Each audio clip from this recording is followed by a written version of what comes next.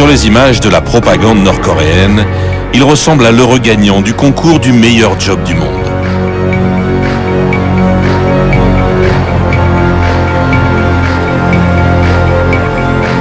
À chaque sortie, il a l'air émerveillé d'être là, de découvrir ce fabuleux pays que ses parents ont construit pour lui.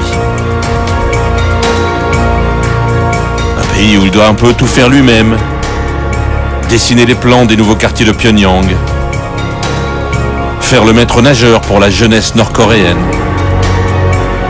goûter les biscuits qui vont inonder les magasins du régime, superviser la croissance des poussins dans les fermes d'État et même donner des instructions dans les salons de coiffure. Des journées harassantes où il trouve tout de même le temps d'aller essayer les derniers manèges du parc d'attractions de la capitale. Ces images absurdes, amusantes ou terrifiantes, ce sont les seules dont on dispose aujourd'hui pour comprendre ce jeune homme qui dirige une puissance nucléaire. Kim Jong-un ne donne pas d'interview, alors nous avons choisi d'aller à la rencontre de ceux qui le connaissent le mieux pour tenter d'en faire son portrait.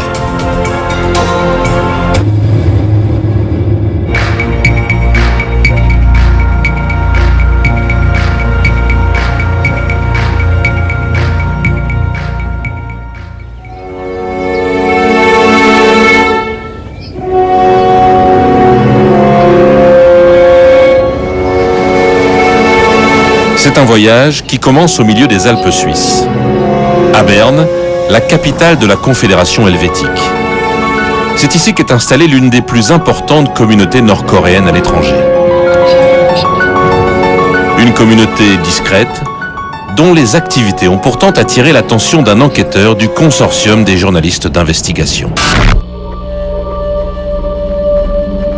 Ça s'explique historiquement, la Suisse pays neutre, la Suisse pays de l'ONU à Genève, des organisations internationales, et les Nord-Coréens ont toujours eu par ce biais-là accès à la Suisse, et probablement le côté paisible de la Suisse, le respect de la sphère privée. Il y a beaucoup de gens, d'enfants de gens célèbres qui viennent suivre une scolarité en Suisse. Donc c'est probablement les mêmes raisons qui ont poussé Kim Jong-il à placer ses enfants en Suisse. Sur ces documents de l'administration helvétique, on retrouve la trace d'un certain monsieur Pak, pour qui l'ambassade de Corée du Nord en Suisse demande un visa et une affectation à Berne en 1992. Sur sa demande de visa, 3 enfants, Chol, Un et Mi-Yang. Les prénoms sont à peine modifiés, les dates de naissance correspondent. Les enfants de monsieur Pak seraient en fait les enfants de Kim Jong-il, le dictateur nord-coréen. On savait que ces enfants étaient là, on connaissait leur vraie identité, mais pour les autorités suisses, ce n'était pas un problème. C'était même perçu comme plutôt une opportunité. Pourquoi ? Pour garder le lien avec ce pays qui avait déjà rompu à l'époque tout lien avec l'étranger.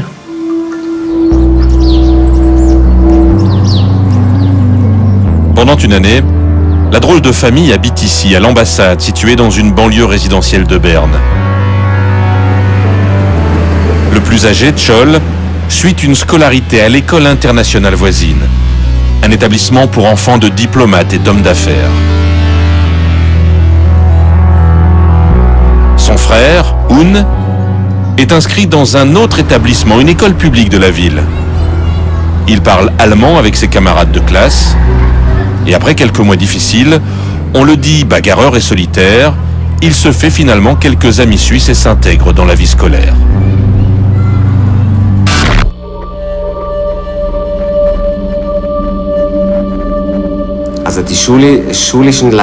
Le rendement scolaire de ce garçon n'était pas mauvais. Il était parfois médiocre et parfois correct. Il était très engagé dans le sport, très intéressé surtout dans le basketball. C'est un sport qui le passionnait et pour lequel il était plutôt doué.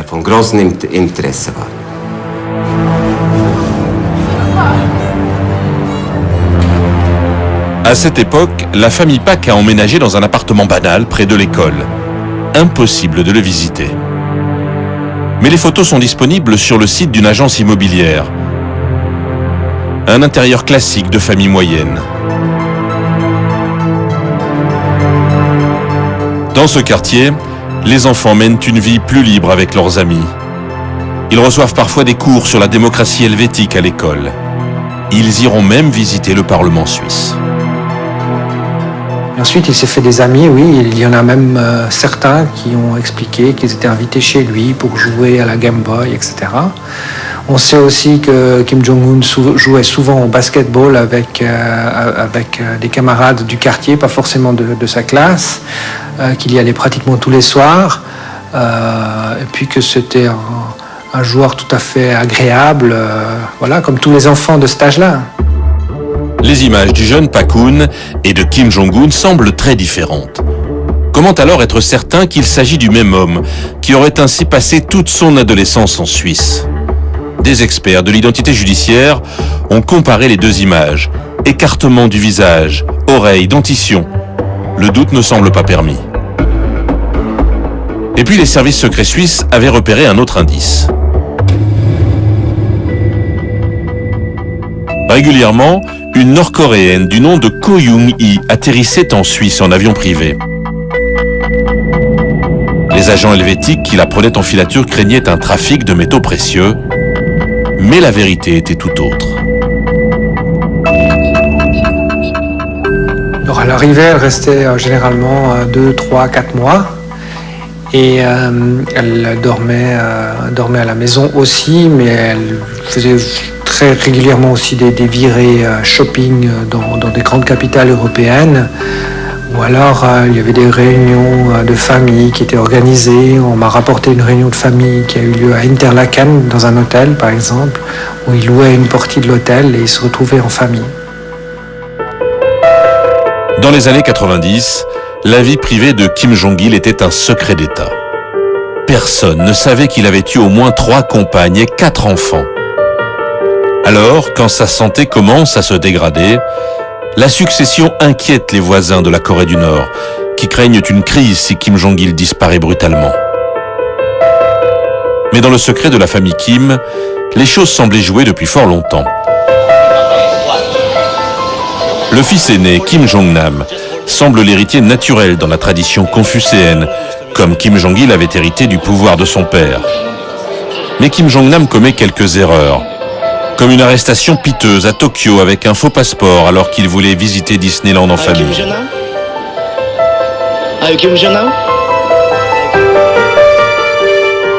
Le deuxième fils, Kim Jong-chol, éduqué en Suisse, est jugé lui trop mou, voire trop féminin par son père.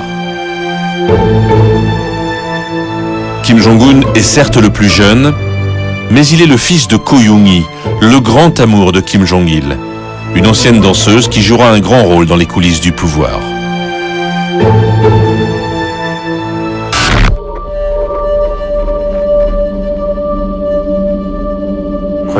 Ko Young-hee a joué un rôle important pour faire de son fils le successeur du régime.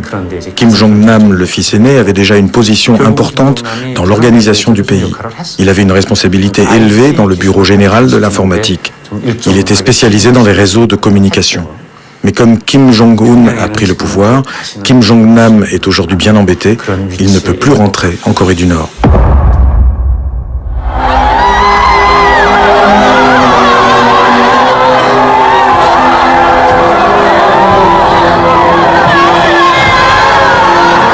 Le 17 décembre 2011, la Corée du Nord est en pleurs.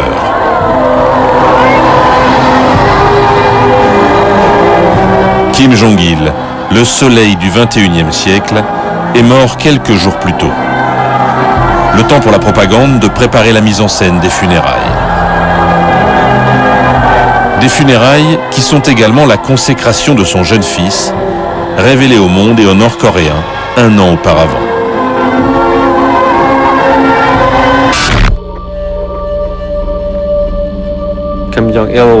Kim Jong-il était le dirigeant de fait de la Corée du Nord. Et il avait eu une position importante depuis longtemps quand il est devenu le leader. Il était aux affaires depuis au moins 10 ans. Cette fois, c'est venu très brutalement. Ils ont utilisé la propagande, ils ont créé un mythe en réécrivant l'histoire, en disant que Kim Jong-un se préparait depuis de nombreuses années, mais ce n'était pas le cas du tout. C'est quand son père a eu sa première attaque qu'ils ont commencé à se préoccuper de la succession, mais il est mort très soudainement. Je pense que ce jeune homme n'était pas prêt. Il y avait un plan pour qu'il devienne le prochain leader, mais j'imagine qu'il pensait à 5 ou 10 ans pour cela, pas une seule année. Donc je pense que l'on voit clairement, pendant les funérailles, à l'air qu'il a et à la façon dont il se conduit, qu'il était en état de choc et qu'il n'était pas prêt à prendre la relève.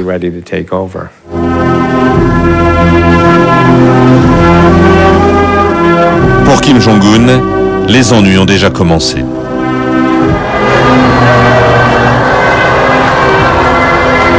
Les vieux généraux autour du cercueil de son père voient-ils d'un bon œil l'arrivée d'un dirigeant si jeune ?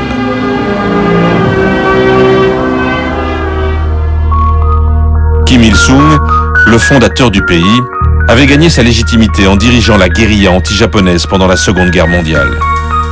Kim Jong-il avait joué le rôle de numéro 2 du régime pendant une quinzaine d'années et il avait pris le pouvoir après 50 ans. Kim Jong-un, lui, a 26 ans, aucune expérience, aucune notoriété. Alors, pour se maintenir au pouvoir, il lance une gigantesque purge. Il faut installer une nouvelle génération à la tête du régime.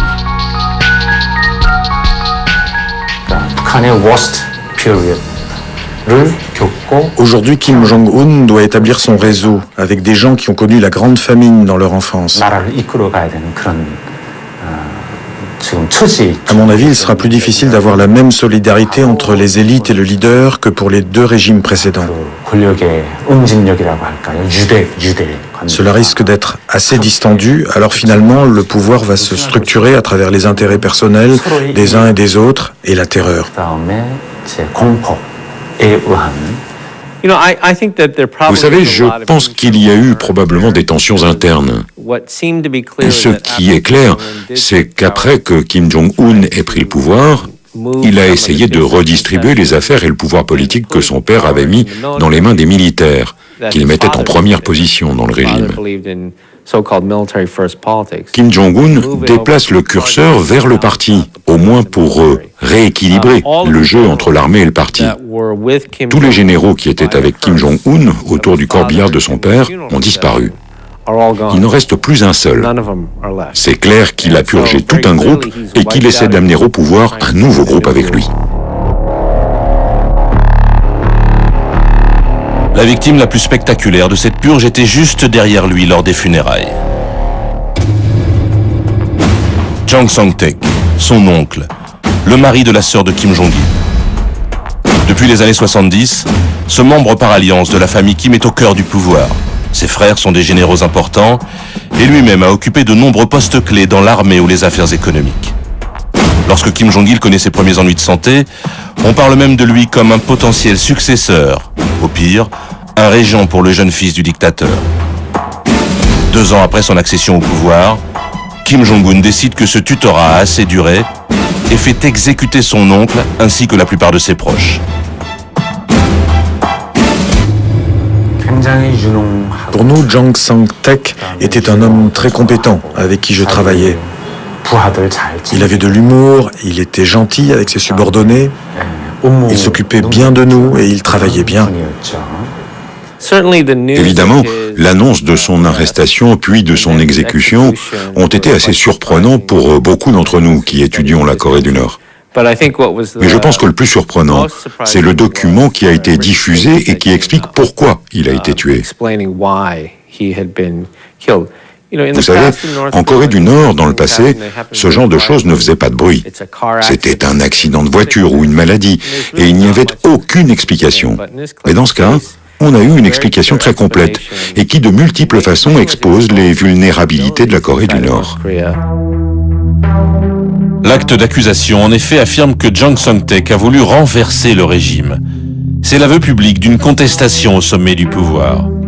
On ajoute qu'il était un mari volage, un communiste corrompu, Et les rumeurs sur son goût des jeunes filles sont quasiment confirmées par la presse officielle.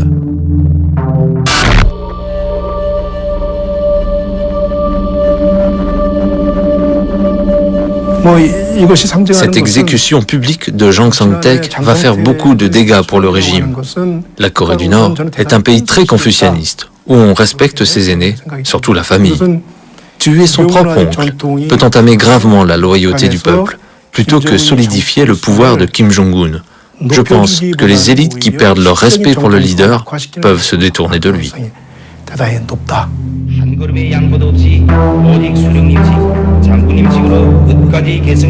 Pour réussir la transition au pouvoir, Kim Jong-un a donc choisi la terreur pour mater l'ancienne garde du régime.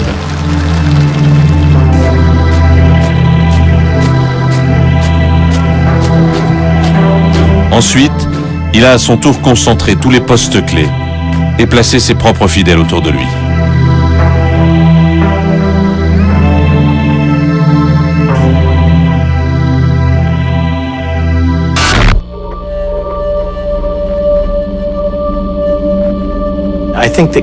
Je pense que Kim Jong-un est aux manettes.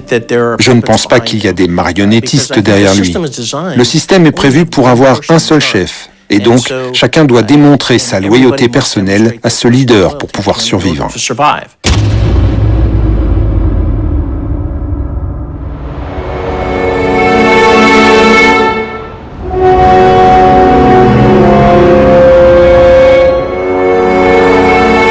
20 millions de Coréens vivent dans la métropole de Séoul, la capitale du Sud. 20 millions d'habitants obsédés par leur réussite, beaucoup plus que par Kim Jong-un. Quand on regarde bien, la ville est pourtant prête à la guerre partout. Un urbanisme contrôlé par les militaires pour en faire une cité imprenable. Un immense réseau souterrain conçu comme un abri contre les attaques du Nord. Mais personne ne remarque plus les masques à gaz ou les rations de survie, désormais en nombre dérisoire dans chaque station de métro. Je n'ai pas peur de la guerre, j'ai fait mon service militaire. Par contre, leur arme nucléaire, ça me cause un gros souci. Je ne comprends pas pourquoi ils développent les armes nucléaires. Est-ce que c'est pour faire du chantage? Pour nous menacer? Pour nous demander quelque chose? Ou c'est juste pour son prestige personnel? Je n'ai pas vraiment peur de la guerre. La menace avec l'arme nucléaire, par exemple, je pense que c'est en fait leur seul moyen de survivre.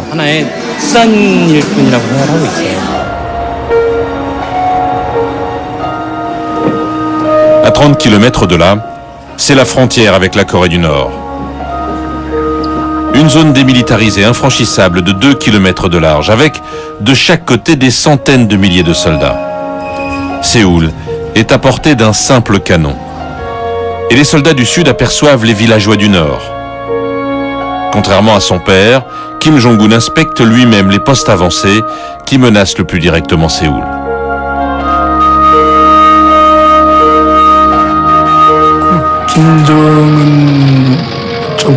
La différence qu'on ressent avec ce début de l'époque Kim Jong-un, c'est qu'il semble bien plus agressif et violent que Kim Jong-il. Politique militaire, c'est public, il ne s'en cache pas. Il met l'accent sur des opérations spécialement conçues pour la confrontation avec la Corée du Sud. Il met son armée sur un mode de plus en plus combatif. On peut voir l'illustration de cette tendance lors des entraînements et des simulations qui sont imposées aux soldats nord-coréens. La première apparition de Kim Jong-un dans la propagande nord-coréenne a eu lieu 1 an avant la mort de son père. Il a été alors nommé général 4 étoiles, signe de son apparition au cœur du pouvoir. Car le pouvoir en Corée du Nord, c'est d'abord l'armée. Je crois qu'il a suivi les cours d'une académie militaire pour une période d'environ 6 mois. Ils lui ont donné quelques titres et bien sûr, vous connaissez la manière qu'ils ont de créer le mythe en disant que c'est lui qui avait préparé l'attaque sur une île ou contre une corvette sud-coréenne. Mais je ne crois pas qu'il ait la moindre expérience militaire crédible. Ils essaient juste de créer un mythe.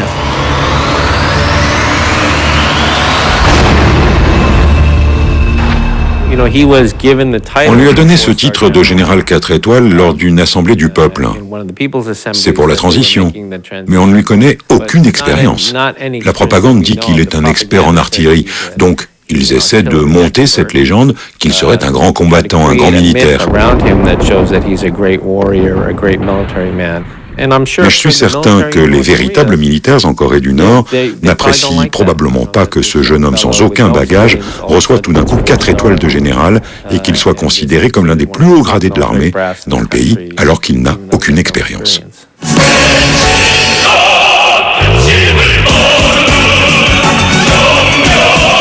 L'armée nord-coréenne compte plus d'1 million d'hommes et 6 millions de réservistes.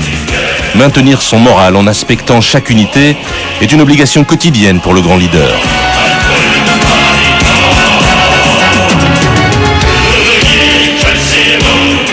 Mais les milliers de tanks, les centaines d'avions fournis par Moscou du temps de l'Union soviétique ne sont plus au niveau de leurs adversaires.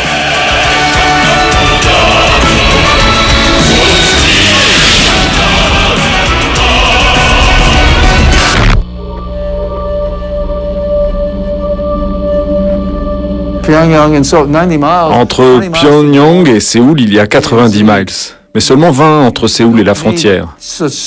Depuis la DMZ, on n'a pas besoin d'un armement conventionnel sophistiqué. Il faut des hommes, des lanceurs de roquettes, et vous voyez, en 90 minutes, ça peut être un désastre. Et puis nous voyons cela comme un affrontement militaire traditionnel. Il faut aussi s'intéresser à l'aspect asymétrique. Il existe d'autres forces militaires que les forces symétriques,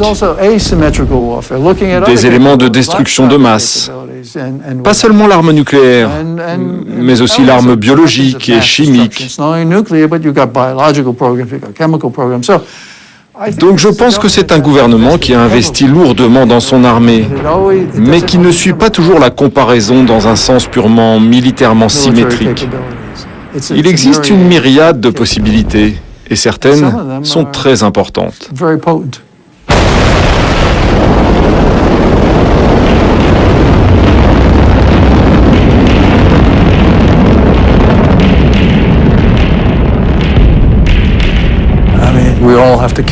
Bien sûr, nous devons nous préoccuper de ce qui se passe en Corée du Nord. C'est le 9e pays nucléaire. L'hypothèse, c'est qu'ils possèdent entre 6 et 12 bombes nucléaires, voire plus, et qu'ils développent leur programme. Ils ont un système d'enrichissement d'uranium pour fabriquer d'autres armes nucléaires. Ils ont leur système de missiles, ils ont leur Scud, ils ont les NODA. Ils sont en train de construire le nouveau KN-08, qui est un missile balistique intercontinental qui utilise un carburant solide et qui a de grandes capacités. Alors, la Corée du Nord poursuit son programme nucléaire avec les possibilités de prolifération et de revente de certains de ces matériels.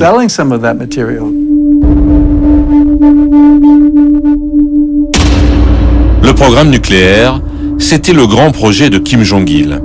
Mais son fils a décidé de poursuivre, voire d'amplifier son développement. Si l'armement conventionnel de son pays n'est plus de taille à lutter avec ses ennemis, posséder la bombe atomique est devenu une obsession pour la Corée du Nord. Des moyens considérables ont été employés, malgré les protestations internationales. Car à Pyongyang, on pense que la bombe atomique est la seule assurance vie du régime.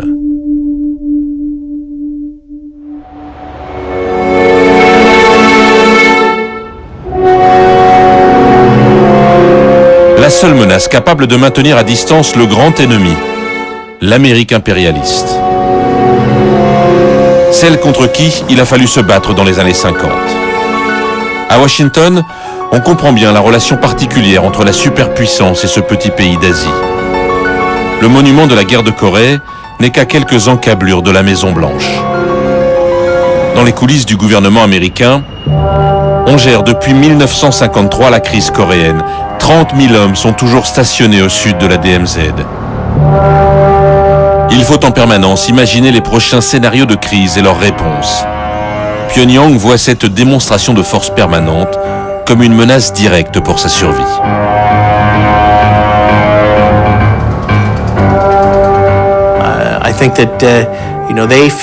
Ils redoutent la chute des Ceausescu, ils redoutent la chute de Kadhafi, la chute de Saddam. Tous ces leaders qui ont perdu parce qu'ils n'avaient pas l'arme nucléaire et qui ont dû faire des accords avec les États-Unis. Ou alors leur peuple s'est rebellé dans le cas des Ceausescu. Ils ne veulent pas finir comme ça et quand ils regardent la Corée du Sud, ils ne croient pas qu'il leur sera donné le moindre espoir. Le Sud est clairement un pays démocratique qui a jugé et emprisonné ses propres présidents.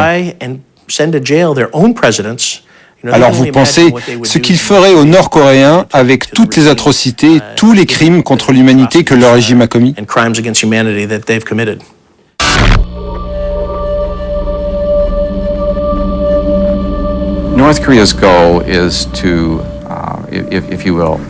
Le but de la Corée du Nord est, si vous voulez, de se placer dans une situation telle que personne dans le monde n'osera attaquer ce pays. Une fois qu'on a dit ça, les médias, eux, se demandent plutôt est-ce que les missiles nord-coréens peuvent atteindre l'Alaska ou la Californie ou ailleurs? En réalité, la Corée du Nord aujourd'hui a la possibilité de transférer des armes de destruction massive n'importe où dans le monde à travers ses sociétés de commerce, leurs filiales et un réseau sophistiqué de transport. Donc la Corée du Nord a déjà la possibilité de livrer une arme de destruction massive n'importe où. La Corée du Nord est donc déjà une menace nucléaire. Mais elle a également développé des unités de guerre électronique parmi les plus puissantes au monde.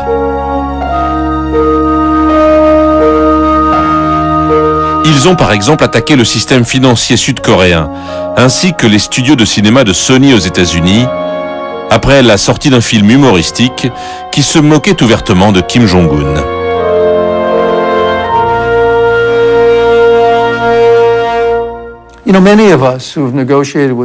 Vous savez, beaucoup de ceux qui, comme moi, négocient avec la Corée du Nord ont un grand respect pour leurs compétences. Mais ceux qui n'ont pas passé beaucoup de temps en Corée du Nord disent quel pays qui ne peut même pas nourrir son peuple, la malnutrition et ceci et cela. Et vous avez un développement économique qui est minimal, un système de distribution publique qui ne marche pas. Si vous comparez le Nord et le Sud, il n'y a pas photo. La Corée du Sud est un pays moderne qui a un PIB important et un revenu par habitant élevé. La Corée du Nord est bloquée dans les années 60. Ça continue de baisser depuis leur pic à ce moment-là, etc. Mais ils n'ont pas fait cela d'une manière telle que nous devrions sous-estimer leurs compétences. Quand ils mettent leurs talents en action, ils sont très efficaces. Quand ils portent leurs efforts sur le nucléaire, ils sont très bons. Beaucoup de gens ont dit qu'ils ne pourraient avoir un programme d'enrichissement de l'uranium avec des centrifugeuses, c'est trop compliqué. Bien sûr qu'ils ont réussi. Leur système de missiles, bien sûr qu'ils l'ont fait. On parle de compétences en cybernétique aussi. Quand ils se concentrent, ils le font, même s'ils n'ont pas l'Internet selon nos standards. Ils ont seulement besoin de gens qui se concentrent sur les technologies, les outils indispensables, et avec des efforts, ils ont de très bons résultats. Alors j'ai beaucoup de respect pour les Nord-Coréens quand ils concentrent leur attention et qu'ils mettent les moyens pour développer de nouvelles compétences.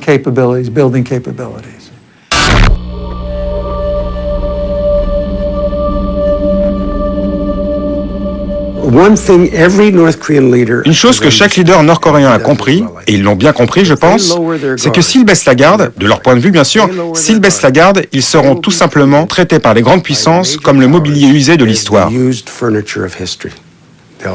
seront tout simplement jetés, piétinés, ignorés. Sinon, pourquoi leur prêter la moindre attention?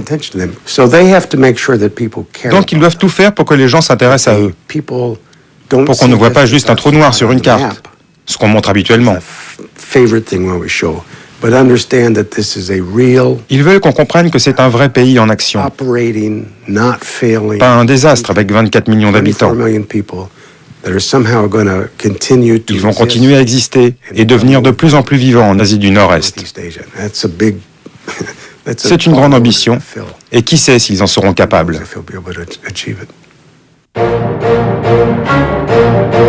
Pour maintenir son pouvoir, Kim Jong-un a donc décidé de jouer sur deux tableaux. La priorité à l'armée et à l'appareil répressif n'est qu'un de ces aspects. Le jeune leader parle désormais ouvertement de la pauvreté de la Corée du Nord. Il affirme même qu'il ne pourra dormir que lorsque ses habitants atteindront un niveau de vie suffisant. Depuis son plus jeune âge, Kim Jong-un fréquente un cuisinier japonais qui était au service de son père, avant de devenir son compagnon de jeu.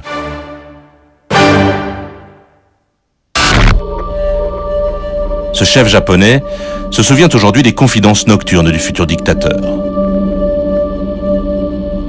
Je me souviens d'un soir, on a commencé à parler à 23h10. Quand on a fini, j'ai regardé ma montre. Il était presque 5h du matin. On a parlé de beaucoup de choses. Il m'a dit, je suis allé en Europe, en Asie, au Japon plusieurs fois.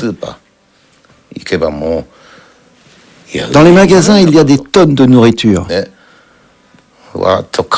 Mais dans mon pays, il n'y a rien. Il faudrait faire quelque chose. Ensuite, il a dit, je pense qu'il faudrait prendre l'exemple de la politique de la Chine.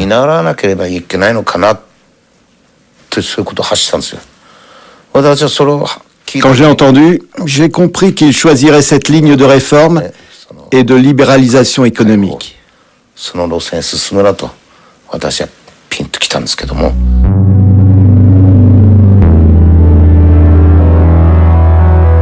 Kim Jong-un apparaît donc chaque jour dans la propagande comme le grand orchestrateur du redémarrage de l'agriculture et de l'économie nord-coréenne. Les premiers résultats sont modestes, mais le pays semble avoir tourné le dos aux grandes famines qui ont décimé 10% de la population dans les années 90. Vous savez, dans son premier discours en avril 2012, j'ai eu l'impression que ses premiers buts étaient de convaincre son propre peuple et le reste du monde que c'était une nouvelle Corée qui débutait, que beaucoup de choses qui s'étaient déroulées dans le passé resteraient du passé.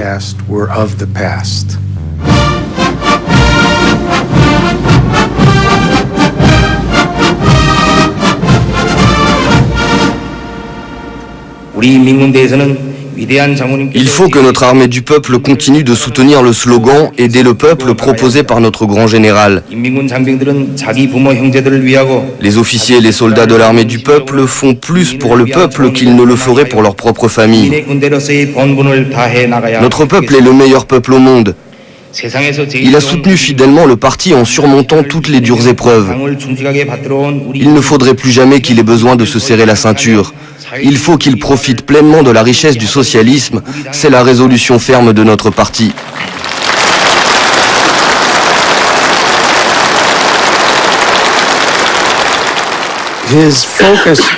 Il se concentre sur le futur. Maintenant, sera-t-il capable ou non de construire la Corée du Nord qu'il espère? Un pays qui ressemble à quelque chose de plus prospère, capable de faire face à la Corée du Sud, de l'affronter, même s'il ne la rattrapera jamais, et d'avoir une armée suffisamment forte pour être prise au sérieux.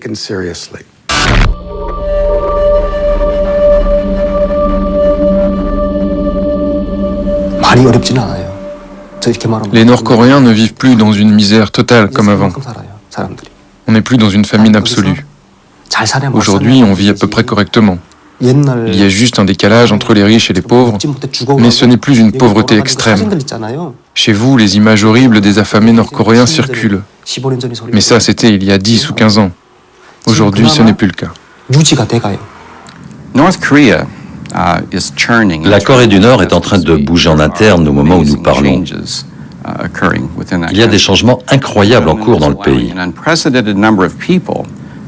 Kim Jong-un autorise un nombre sans précédent de gens à quitter le pays pour apprendre les rudiments de l'économie.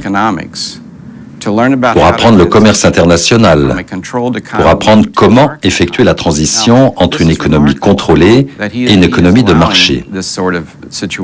C'est remarquable qu'ils permettent cette situation.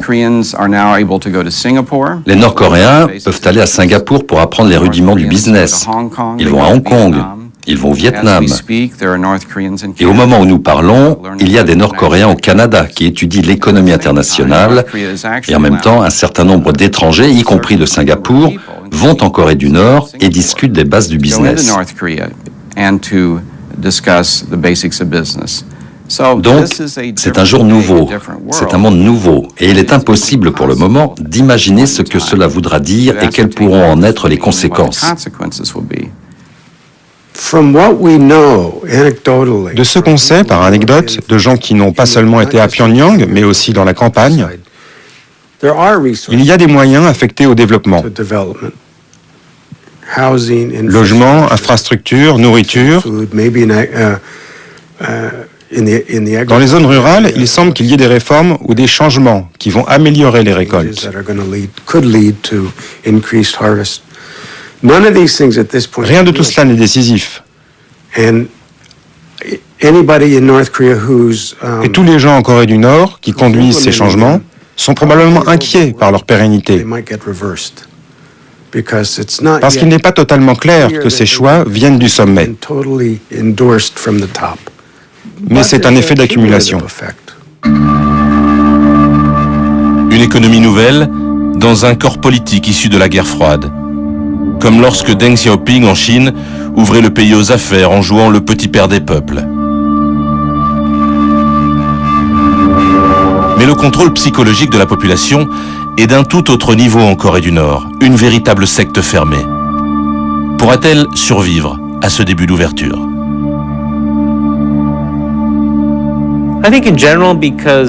Je crois qu'en général, ils peuvent sans problème toucher des devises avec de petits projets comme celui du mont Kumgang ou le projet industriel nord-sud de Kaesong, mais avec un projet qui ouvre le pays au marché libre.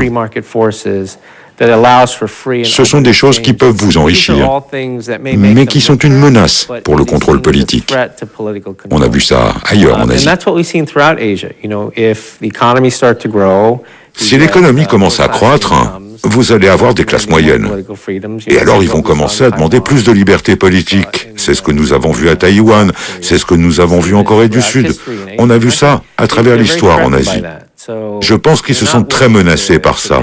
Donc, ils n'ont pas l'intention de faire de grands pas en matière économique, même si ce jeune homme a passé du temps en Suisse, c'est vrai, même s'il a été éduqué en Occident. Et vous voyez, je pense que c'est même pour cette raison qu'il comprend la menace d'une trop grande ouverture.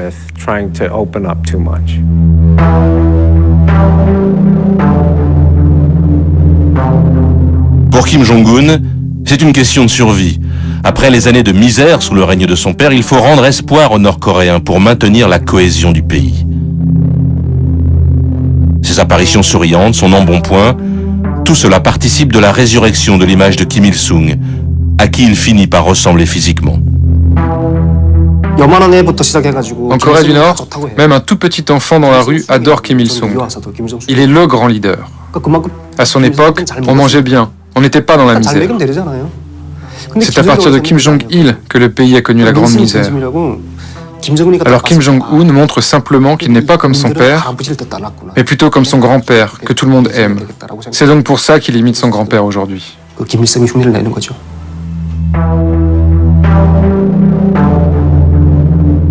Kim Il-sung, le grand-père, le fondateur vénéré de la Corée du Nord, est toujours officiellement le président éternel du pays. Pendant son règne, la Corée du Nord s'est parfois développée plus rapidement que la Corée du Sud, grâce au soutien inconditionnel de Moscou. Mais avec la chute du bloc soviétique, Pyongyang a commencé à déchanter. Son économie s'est déréglée. Et la grande famine a eu lieu sous la direction de Kim Jong-il.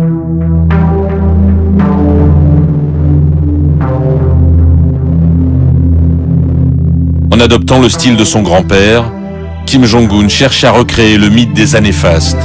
Il veut faire le lien entre ce passé supposé glorieux et la nouvelle génération, élevée pendant ces années noires, et qu'il envoie à travers le monde apprendre à réformer l'économie. Une nouvelle génération qui se retrouve dans l'image décomplexée d'un dirigeant qui aime le basketball ou les parcs d'attractions et qui n'hésite jamais à se mêler au peuple devant les objectifs de la propagande, là où Kim Jong-il avait visiblement du mal à serrer la main des Nord-Coréens. Il semble qu'il y ait une combinaison d'efforts délibérés pour le montrer différent de son père, plus ouvert, tout au moins en apparence, et plus au contact direct de la population. Il y a un épisode merveilleux pour moi, enfin il y en a plusieurs. L'un d'entre eux, c'est quand il a été dans un de ces nouveaux complexes d'appartements. En faisant connaissance avec un couple, il s'assoit tranquillement avec eux et sert à boire, avec sa femme à ses côtés, assurant le service comme n'importe quelle mère coréenne. Je ne peux pas imaginer Kim Jong-il faisant ça. On peut imaginer Kim Il-sung faisant ça. C'est possible. L'autre épisode, c'est quand Kim Jong-un était en visite dans une unité militaire féminine. Quand il s'en allait, il n'a pas juste pris une photo avec toute l'unité. Non. Il est resté debout avec toutes ces jeunes femmes et une à une sont venues comme s'il était une rockstar. Elle prenait son bras pour se faire photographier. J'étais abasourdi. Ça n'aurait jamais pu arriver avant.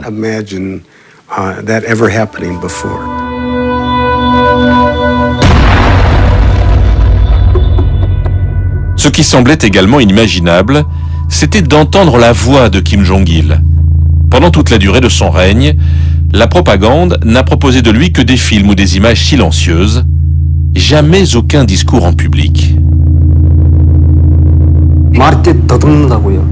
Kim Jong-il ne pouvait pas parler. Il était bègue. Donc oui, il ne pouvait pas s'exprimer devant le public. J'ai pu entendre sa voix une fois à travers une porte, quand il avait des réunions avec son état-major. Il balbutiait, il avait des troubles du langage. Kim Jong-un, par contre, lui, il parle.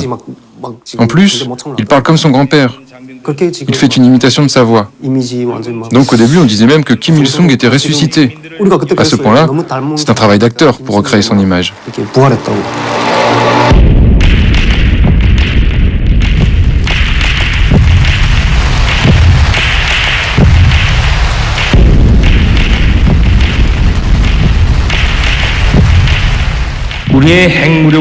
Notre force nucléaire est une assurance pour protéger la souveraineté nationale. Avec elle, nous construisons la paix, la richesse et la puissance ainsi que le bonheur du peuple.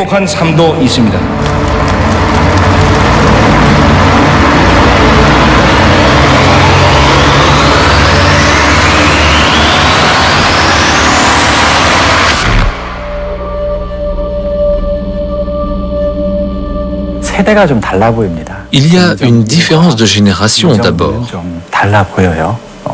À mes yeux, Kim Jong-un et Kim Jong-il sont différents dans leur style. Kim Jong-un a fait ses études à l'étranger. Alors, il serait plus proche des critères internationaux. Donc il a l'air plus normal comparé à Kim Jong-il, qui se mariait avec trop de femmes et qui ne voulait pas montrer sa famille et ses fils. Kim Jong-un ne sera pas comme son père. Alors je pense qu'il est en train de montrer un style de président relativement normal.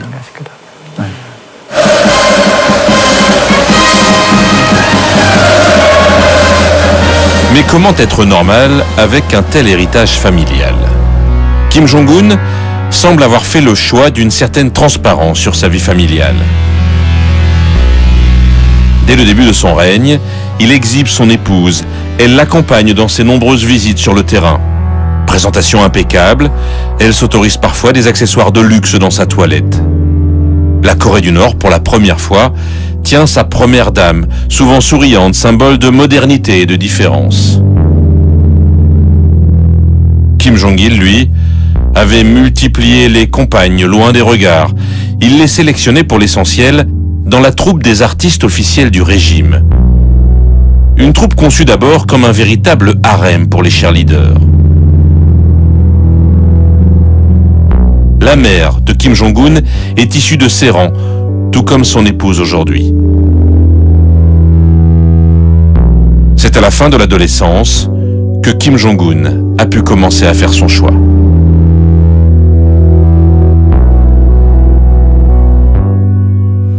Personne n'avait interdit à Kim Jong-un de sortir avec des filles. Mais il n'était pas intéressé, simplement. Il aimait juste le sport. Il faisait tout le temps du basketball. Un jour, j'ai été soulagé. Ce jour-là, il y avait, dans la brigade des plaisirs, une fille avec une forte poitrine. Kim Jong-un m'a appelé pour me dire « Fujimoto, tu as vu cette poitrine ?» Ça m'a soulagé quand il m'a dit ça. Je me suis dit « C'est un garçon, tout va bien. »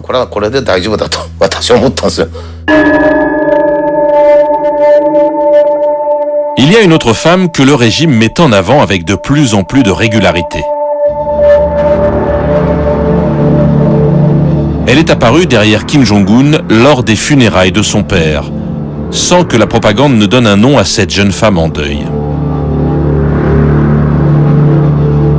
Il s'agit de la jeune sœur du dictateur, Kim Yo-jong.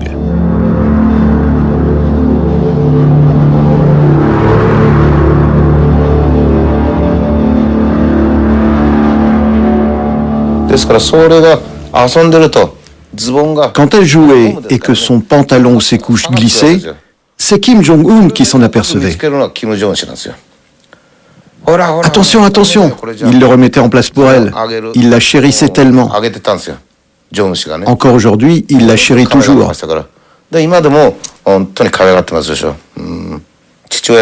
Le général Kim Jong-il chérissait lui aussi sa petite sœur. Il fait donc la même chose que son père. C'est tout à fait pareil.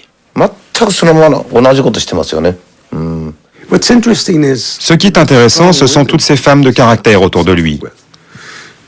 Il y a une image de lui ouvrant un parc d'attractions. Il marche avec sa femme. Il y a sa tante, la sœur de Kim Jong-il, et la dernière compagne de son père, qui était, semble-t-il, une femme de fort tempérament. Et encore une ou deux dont je ne me souviens plus. Donc ce n'est pas complètement un système patriarcal, selon moi. Il écoute les femmes aussi.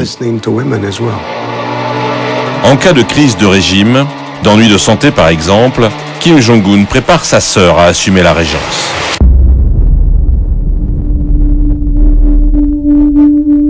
Fin 2014, le dictateur a disparu quelques mois en raison d'une opération chirurgicale à la cheville. Là encore, il a offert une transparence étonnante dans les médias officiels qui l'ont montré claudiquant, convalescent.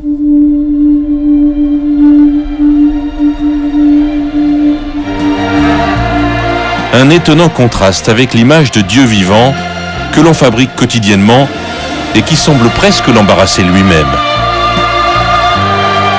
Comme par exemple, lorsque les soldats qu'il visite semblent aimantés par sa présence, de manière totalement irrationnelle.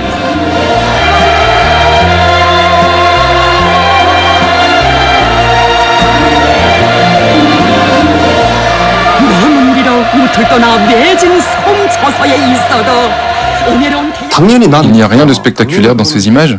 C'est normal. En Corée du Nord, Kim Jong-un, c'est comme Jésus. Si vous êtes chrétien et que vous voyez Jésus sur un bateau au bord de la rivière, vous n'essayez pas de le suivre? C'est la même chose.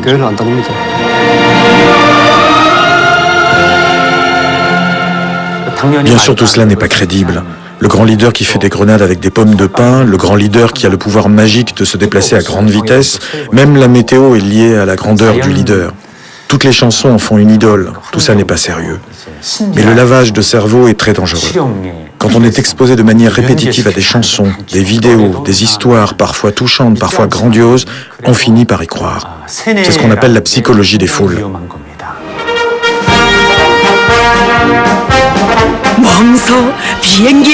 À la télévision nord-coréenne, le dictateur peut ainsi être présenté comme instructeur pour les pilotes de ligne. Un montage qui peut sembler ridicule pour un spécialiste, mais un élément de langage habituel pour le régime. Avec une question, lorsque l'on regarde ces images. À quel point l'acteur principal se prend-il au jeu? À quel point le discours délirant de la propagande a-t-il façonné la personnalité de Kim Jong-un?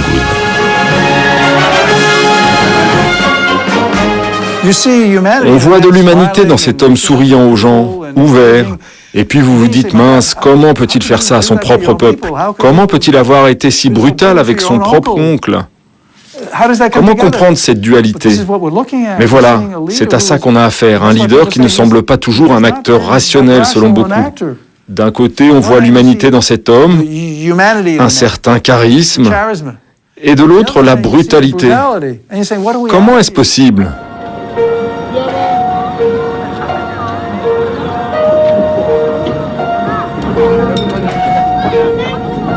Sur la frontière entre les deux Corées, les postes d'observation sont devenus des destinations touristiques.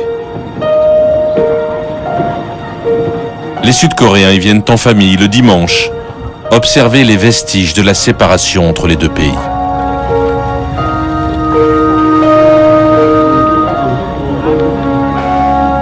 Je ne sais pas. On n'a pas beaucoup d'informations accessibles sur Kim Jong-un. La seule voie, c'est les médias. Mais bon, quand je regarde cela, je n'ai pas l'impression qu'il va rester longtemps au pouvoir. Même l'Allemagne s'est réunifiée. Nous, la Corée, on n'est qu'un tout petit pays. Pourtant, nous restons séparés. Pour que la Corée soit un pays vraiment puissant et prospère, à mon avis, il faut la réunification. Kim Jong-un, je m'inquiète de sa démarche parce qu'il est trop jeune. Il a l'air encore plus agressif et instable parce qu'il est jeune. Je pense que c'est un homme très dangereux.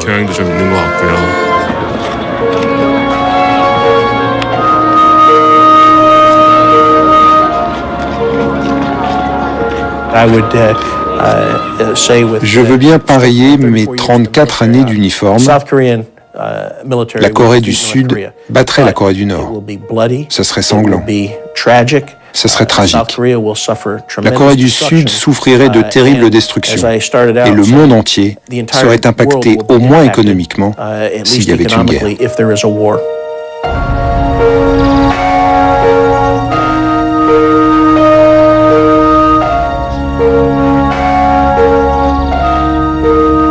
Cette frontière, la dernière de la guerre froide, a-t-elle une chance de tomber? Pour beaucoup de Coréens, cette question est désormais abstraite. Les liens familiaux personnels n'existent pratiquement plus 60 ans après la séparation. 60 années à observer le spectacle de la famille Kim à Pyongyang. Un feuilleton qui détient les clés de l'avenir de la péninsule coréenne.